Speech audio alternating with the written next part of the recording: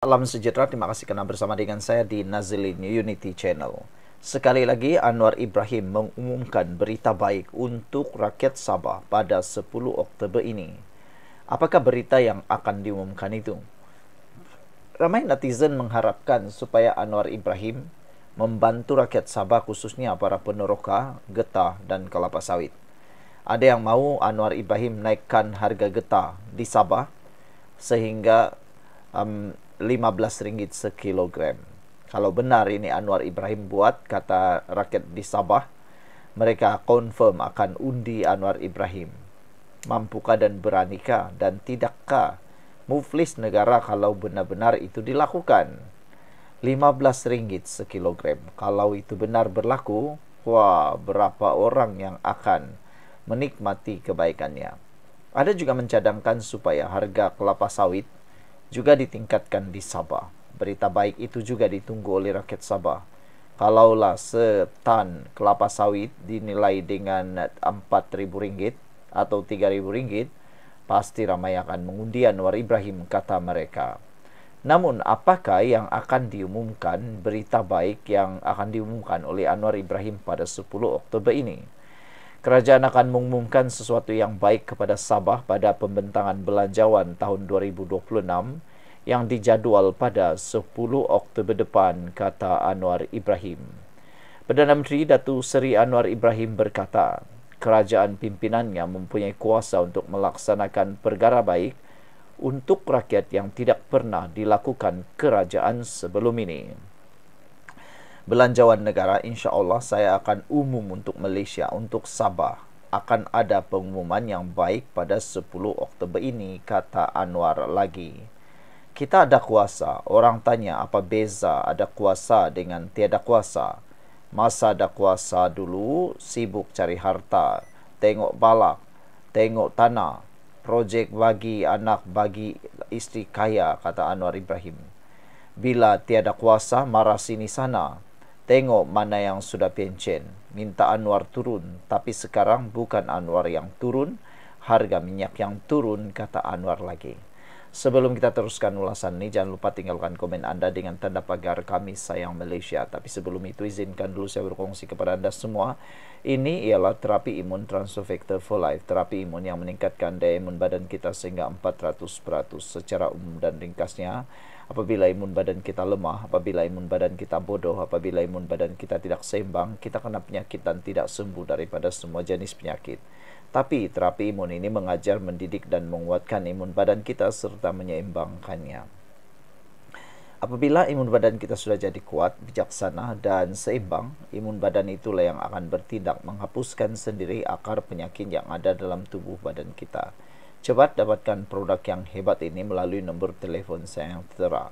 Produk ini lulus KKM, halal dan diperakui oleh dokter-dokter di seluruh dunia. Mungkin ini jawaban kepada doa Anda selama ini. Kata Anwar lagi, maknanya bila kita ada kuasa, masa itulah kita cuba lakukan sebaik mungkin. Jadi isunya, apabila ada kuasa, itulah masa kita raikan sebaik mungkin untuk negara, kata beliau. Orang tanya, apa impian saya? Saya kata, saya nak rakyat berasa ada peluang. Sama ada dari bandar atau luar bandar. Semuanya merasa mereka ini ada harapan dalam negara Malaysia, kata Anwar lagi. Anwar yang juga Menteri Keuangan berkata, walaupun beliau bukan orang Sabah, tapi negeri ini merupakan akan menerima peruntukan yang tertinggi dalam sejarah Malaysia. Sementara itu katanya, beliau juga meluluskan permintaan Sabah dan Sarawak mengenai penambahan kerusi parlimen kepada kedua-dua negeri yang diminta sejak lebih 60 tahun lalu.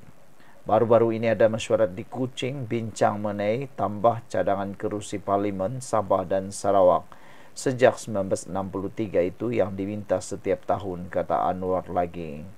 Sekian untuk kali ini. Jangan lupa tinggalkan komen Anda. Bye-bye. Guys, ini ialah Onikuma K2 Pro. Headphone yang paling mantap dalam pasaran. Cepat beli, ini sangat luar biasa.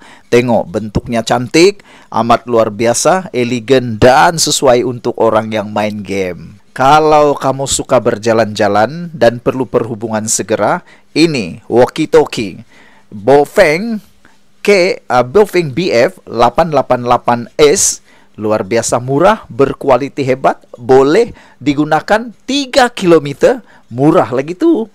Guys, ini ialah pad paling murah di pasaran. Owner pad X9E, murah, smooth. Tengok, smooth saudara-saudara. Dan didatangkan pula dengan pad yang sekali. Kalau kau kaki game, kau layan music berhari-hari ini, aku rekomen dengan kamu semua. One Audio A70 Fusion. Bassnya hebat, Twitternya hebat, semua hebat. Murah lagi tuh. Beli cepat. Saudara, sudah banyak powerbank saya guna, tapi inilah powerbank paling mantul dan hebat. Powerbank Moxom P149. Murah, berkualiti, tahan lama. Betul. Kalau kau mau kemas bilik kau, headphone kau tidak berselerak, beli cepat. Ini Onikuma headphone stand. Murah, berkualiti, tahan, dan cantik lagi tuh. Biru ada, merah ada, macam-macam ada.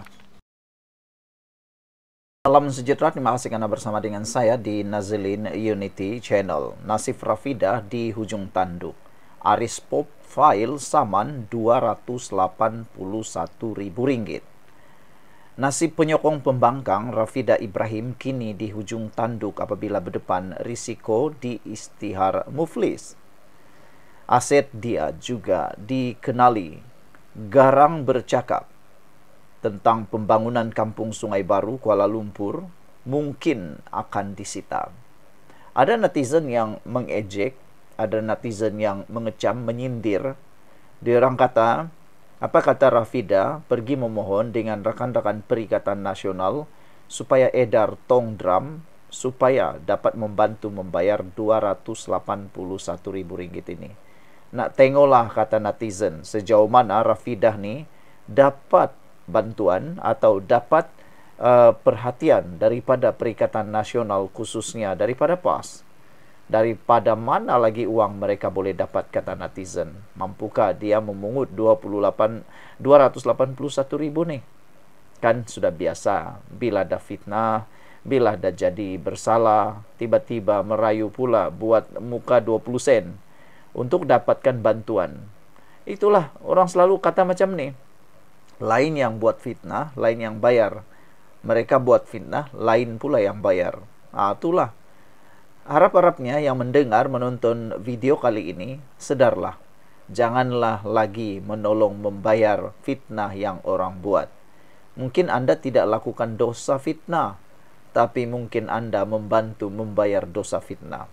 Sebab apa yang berlaku di arah bayar Rp281.000 ini gara-gara fitnah yang pernah dibuat oleh Rafidah Ibrahim. Jadi, kalau Anda membantu membayar, maknanya Anda menyetujui fitnah tersebut. Jangkaan itu bakal terjadi sekiranya Rafidah gagal melunaskan bayaran saman fitnah berjumlah Rp281.000 kepada ahli perniagaan Datuk Haris Embong dan syarikatnya Aris Prop Holding Sendirian Berhad. Sebelum kita teruskan ulasan ini, jangan lupa tinggalkan komen Anda dengan tanda pagar kami benci penipu. Sebelum itu, izinkan dulu saya berkongsi kepada Anda semua, ini ialah terapi imun Transfer Factor for Life. Terapi imun yang meningkatkan daya imun badan kita sehingga 400%. Secara umum dan ringkasnya, apabila imun badan kita lemah, apabila imun badan kita bodoh, apabila imun badan kita tidak seimbang, kita kena penyakit dan tidak sembuh daripada semua jenis penyakit. Tetapi terapi imun ini mengajar, mendidik dan menguatkan serta menyeimbangkan imun badan kita. Apabila imun badan kita sudah jadi kuat, bijaksana dan seimbang, imun badan itulah yang bertindak menghapuskan semua akar penyakit yang ada dalam tubuh badan kita. Dengan itu, kita sembuh daripada semua jenis penyakit. Cepat dapatkan produk yang hebat ini melalui nombor telefon saya yang tertera. Produk ini lulus KKM, halal dan diperakui oleh doktor-doktor di seluruh dunia. Kalau Anda sudah berdoa bertahun-tahun untuk masalah kesehatan Anda, mungkin ini jawaban yang Tuhan hantar untuk Anda hari ini.